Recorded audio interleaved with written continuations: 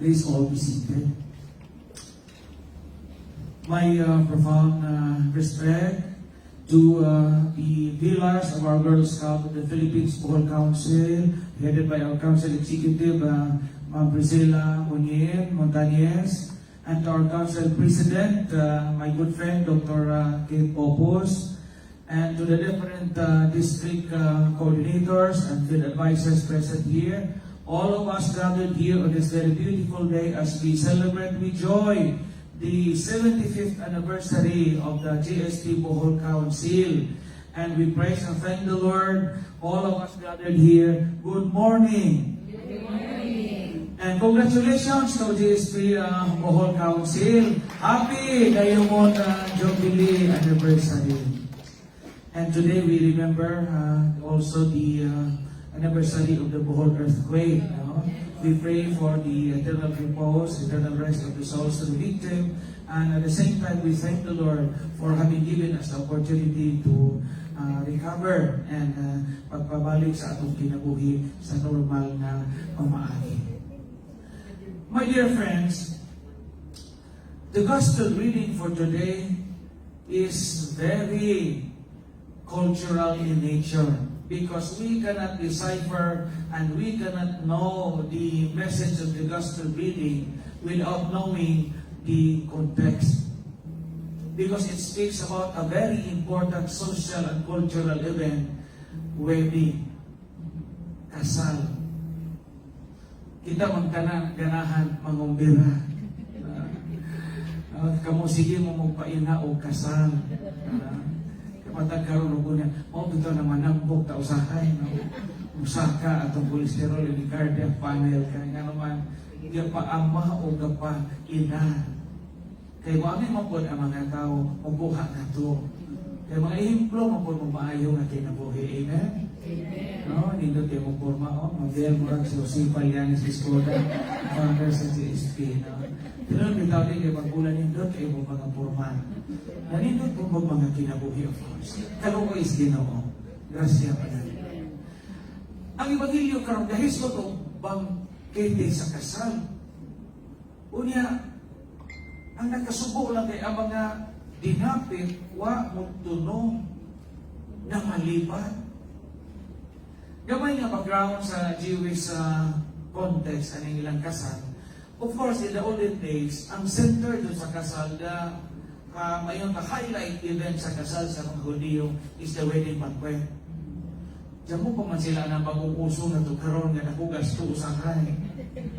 Na i-prenup na ito karoon na gamo na nila sa una. Na magpalaybat ay atong pagagpat sa maglayon, sa Bulacan, na mubayad na buka. Diyan mo pa na. Isema ko na, basta maka-afford ta. Kaya ato pa ng right na mugasto ito sa atong kwanta. Naghanap man tayo mga chichi-buritsi sa simbahan, naghanap mga char-char, palupad na usahay, alibangbang. Isa usahay, alibangbang, galibog kung asa katugpa, ato sa simod, sa pahli. Usahay atong paasuhan po ng kaslunod, no? Pagpiki pa usahay naong ng kaslunod, ipaasuhan pa doon, yung samot, Well, sa una, kamo na mga bridal shower, may na bangkete mo yung center sa celebration. Mo ni sa Ebanghelyo karon, yung naghari, the banquet is ready. Ipaihaw na nahaw ni mga pinatambok nga mga nating baka na bidadiri, cattle, fattened cattle. Hari na mo. So sa inyong mag-usap, mato ko sa home farm, sir, okay, may game, mato ko sa home farm, mato ko sa business, dapat yung usa nga pamatay ang mga sinugo sa hari nga mauimbitar unta nga imbitaron nga moadto sa kasal. Nga naman sa wedding banquet sa mga Hudiyo, ang kumira ato sa vice taglaginan. Ato kay kamo kay taglaginan mo kay ganason mo iniguman. Sa ila ang grupo yung kuha sa iyang bride. Kaya remember mo ang parable of the 10 virgins nga nakatuog tong 5 mga bridesmaid man to. Mo yung role. Ang mga bridesmaid ko sa una, mabulingon. Magunit o minsan, magawa ito sa maabot itong ulitaw kakuha sa asawa. So imagine mo mga bridesmaid kani adto sa ilang panahon, mga dagkugog mo. Ano kung saan mo talagang ilo ko bumuhat sa kuan, mga bridesmaid o mga pa naman. Adto sa bahay sa laki ang kumbira. Unya inigsugod na sa kumbira, sirad-an. Jamoy gate crushers. Wa jamoy mayon tampunga ka ng muadto nga wa na. Pana mo nang dinhi importante sa ebanghelyo karara masabtan ninyo nato na atoy formal invitation. If you are not invited, you cannot join the wedding banquet. Kunya, di ba, kung imbitaron ka, kung di pa sabon nga, dinilhon ka, importante ka sa ka-invite. Kung ito na naaya ito mga igsuon, mga parinte, na-importante yung okasyon, di ta imbitaron, may ubos ta. Hantod, mamatay ka na anak kayo ubos. Kaya katambong sa bunjan sa itong pag-umangkon. Yan naman, kung imbitaron ka, that means to say, you have a special place in the heart sa tao nga kaibitan mo. Kung ito sa inyo, mga tukong pangkita, uy, Father, atso kayo ni Akawar, magkanawing na, yung mag-ibog ka. Nasama yung kaon, magkakuan niya. Mag-ibog, atso kayo ni Akawar, wala magkanawing na. So, yun yan na. Hingimbitar ang hari nga doon sa iyang mga giisip na mga importante sa kinabuhi. But they refused. Karon sa may message sa Ebanghelyo, diyan sa atong tagsabay sa kinabuhi, number 1, the first point of the gospel. God wants to share His joys to us. Because He always invites us to be with Him. Amen? Kanunay na dapit ang Ginoo na to sa pagpakiguban niya mo na main point sa gospel. Unya, like the invited guests, na daghan silang mga alibay, daghan silang mga rason, parehang po na nato usahay sa tao. Parehang po ng tao na to. Parehang po ng attitude sa guest sa Ebanghelyo karon sa atong mga kinaiya. Usahay ang mga pagdapit sa Ginoo ato rang ibaliwa. Usahay ang pagdapit sa Ginoo ato lang ipakaway bili. Nakalimot kita nga kung gidapit kita sa Diyos, binilhon ka sa iyang kasing-kasing. Example, alam masabtan pa nato. Kung imbitaron ta sa kalipay sa kasal, kung di pasabot nga ang kalipay sa organize sa kasal, sa taglakinan o sa karing sahali sa Ebanghelyo karon, gusto nang ipaambit na to. Pagkanon mo ta, paimnon, paabilon ka sa bangkete. Nagpilakahigayon nga ang tao di makakita sa kabilihon sa imbitasyon sa Diyos. Kanago inimbagting sa kampana Domingo, invitation na nato to share and to be with the Lord in His Eucharistic table. Mga salamat kay kining atong activity karon isugdan yun natong misa. Na naman, this is one way of attending to the banquet of the Lord. Nabilang higayon nga musimba ta di ta malipay. Kalimutan na piskaya di ay. Mao bitaw sa una mga tiguang nato maghigwa o sila Sabado paggabi nang utaw na to o isagsa nila no. Kada utaw bitaw nga nay bahagya pa kanang ipon-ipon kaboy pamana nay ipon-ipon ang daple da mo makang atong kauisos magjampot pagbaga atong silina. Nga na sila, Sabado pa, kanungkong si Kurulula, Sabado pa hapnigo na atong pantalon, atong sapatos, atong nila utaw na nilagaan, atong utaw nga manumano. Kaya lagi excited para Domingo. Karon kay Sos, anha pa man manghilang uso katapos na agbanteng. Naman inigabot, nangalawat na buwan. Sus, Ginoo mo kalawat ko bisa communion ay ako. Dagana iyon anak karon, na ibang karon manimba mura nagatanaw sini. O hingabot o kordero, adto na po sunod kordero mo, ingset. Nakalimot kita nga ang bangkiti sa kasal is an occasion of joy for us. Kami kita mga pare. So sa among kinabuhi, itagaan mi kay gayunan, i-invite mi sa Ginoo to share sa iyang pagkapare. And therefore, priesthood must be an occasion of joy for us priests. Inyong mga parish priest, malipayon na. No? Tanawa ng mga naong sa inyong mga parish priest. O nalipay pa na inyong mga kura.